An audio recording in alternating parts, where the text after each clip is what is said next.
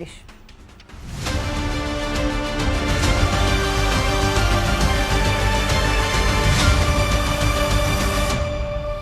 मी विशाल परदेशी. महाराष्ट्र विशेषमध्ये आपलं सगळ्यांचं स्वागत. राज्य सरकारनं जनतेकरता घेतलेले लोकोपयोगी निर्णय शिवाय वेगवेगळ्या प्रकल्पांबद्दलच्या सकारात्मक घडामोडी आपण जाणून घेणार आहोत महाराष्ट्र विशेषमध्ये. चला सुरुवात करूया. अमेरिकन कंपन्यांनी आपल्या नवीन कल्पना आणि गुंतवणूक घेऊन महाराष्ट्रात यावं. राज्य सरकार त्यांना जागतिक दर्जाच्या पायाभूत सुविधा, कुशल तरुण आणि मोठी बाजारपेठ उपलब्ध करून देईल असं आवाहन मुख्यमंत्री देवेंद्र फडणवीस यांनी केलं. मुंबईत आयोजित इंडो अमेरिकन चेंबर ऑफ कॉमर्सच्या राष्ट्रीय परिषदेत ते बोलत होते.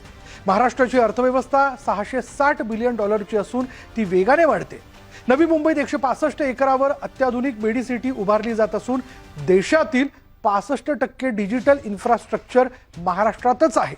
अमेरिका तंत्रज्ञानात पुढे आणि महाराष्ट्राकडे अफाट तरुण ताकद आहे. या दोघांच्या एकत्र येण्याने आरोग्य, AI आणि डेटा सेंटर क्षेत्रात मोठी क्रांती घडून येईल असा विश्वास मुख्यमंत्र्यांनी व्यक्त केलाय.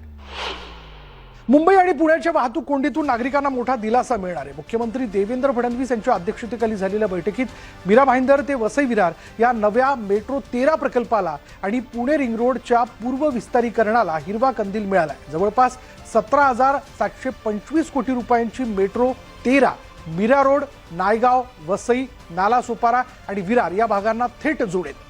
वसई खाडीवर रस्ता आणि मेट्रो असा एकत्र पूल बांधला जाणार असून त्यामुळे प्रवासाचा वेळ अर्धा होईल. दुसरीकडे पुण्यात बाहेरून जाणाऱ्या वाहनांसाठी 10,502 कोटी रुपयांचा सोरतापवाडी ते वर्वे 31 किलोमीटरचा रिंग रोड बनवला जाईल आणि यामुळे पुण्यातील आणि मुंबई उपनगरातील वाहतूक कोंडीचा प्रश्न मोठ्या प्रमाणावर सुटणार आहे. महाराष्ट्रातील ज्या गावांना गेल्या 5 वर्षात पिण्याच्या पाण्यासाठी टँकरवर अवलंबून राहावं लागलं त्या गावांचा आता कायापालट होणार आहे. मुख्यमंत्री देवेंद्र फडणवीस यांनी जलयुक्त शिवार अभियान 3.0 अंतर्गत अशा सर्व टंचाईग्रस्त गावांचा प्राधान्याने समावेश करून जलसंधारणाची कामं वेगात सुरू करण्याचे कडक निर्देश दिलेत. मुंबईतील वर्षा बंगल्यावर झालेल्या बैठकीत त्यांनी स्पष्ट केलंय की या प्रकल्पांसाठी निधीची कोणतीही कमतरता भासू दिली जाणार नाही. स्थानिक गरजेनुसार तिथे पाणी साठवणुकीची आणि जलस्रोतांच्या बळकटीकरणाची कामं पूर्ण केली जातील. या योजनेमुळे टँकरमुक्त महाराष्ट्र घडवण्यास मदत होईल आणि ग्रामीण भागातील पाण्याचा प्रश्न कायमचा सुटण्यास मदत होईल. महाराष्ट्रातील तरुण पिढीला नशेच्या दुष्टचक्रातून बाहेर काढण्यासाठी राज्य सरकारने मोठा आराखडा तयार केलाय. मुख्यमंत्री देवेंद्र फडणवीस यांच्या अध्यक्षतेखाली झालेल्या बैठकीत नशामुक्त महाराष्ट्र धोरणाचा आढावा घेण्यात आला. या बैठकीत मुख्यमंत्र्यांनी सर्व शाळा आणि कॉलेज परिसर तातडीने टपरीमुक्त आणि अंमली पदार्थ मुक्त करण्याचे कडक आदेश दिले. तसंच नशेच्या आहारी गेलेल्या तरुणांना गुन्हेगार न मानता त्यांच्यावर उपचारासाठी प्रत्येक सरकारी वैद्यकीय महाविद्यालयात नशामुक्ती केंद्र सुरू केले जाणार आहेत. ड्रग्सशी संबंधित गुन्ह्यांच्या त्वरित निकालासाठी फास्ट ट्रॅक कोर्ट स्थापन केलं जाईल. तरुण पिढीचं आयुष्य उद्ध्वस्त करणाऱ्यांवर कठोर कारवाई करण्याचा इशारा मुख्यमंत्र्यांनी दिलाय. सिंधुदुर्गमधील शिरोडा वेळाघरचा समुद्र किनारा आता आंतरराष्ट्रीय स्तरावर चमकणार आहे. इथे ताज ग्रुपच्या भव्य पर्यटन प्रकल्पासाठी राज्य सरकार, ताज ग्रुप आणि स्थानिक जमीन मालक सोसायटीमध्ये महत्त्वपूर्ण करार झालाय. मुख्यमंत्री देवेंद्र फडणवीस यांच्या उपस्थितीत हा सामंजस्य करार झाला. या प्रकल्पामुळे सिंधुदुर्गात पर्यटनाची मोठी लाट येईलच, पण स्थानिकांचं हितही जपलं जाईल.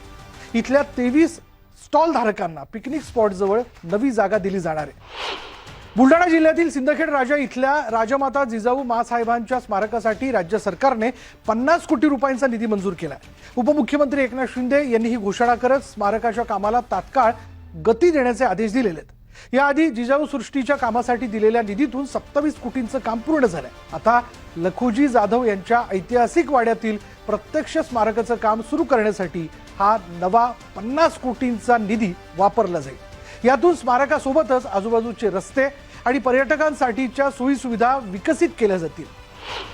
लोहगाव उपजिल्हा रुग्णालय नागरिकांच्या सेवेत तातडीनं सुरू करण्यासाठी आवश्यक परवानग्या, मनुष्यबळ आणि पायाभूत सुविधांची कामं कालबद्ध पद्धतीने पूर्ण करण्याचे निर्देश उपमुख्यमंत्री सुनेत्रा अजित पवार यांनी दिले. सह्याद्री अतिथीगृह इथे झालेल्या उच्चस्तरीय बैठकीत त्यांनी पुणे जिल्ह्यातील प्रलंबित आरोग्य प्रकल्पांचा आढावा घेतला.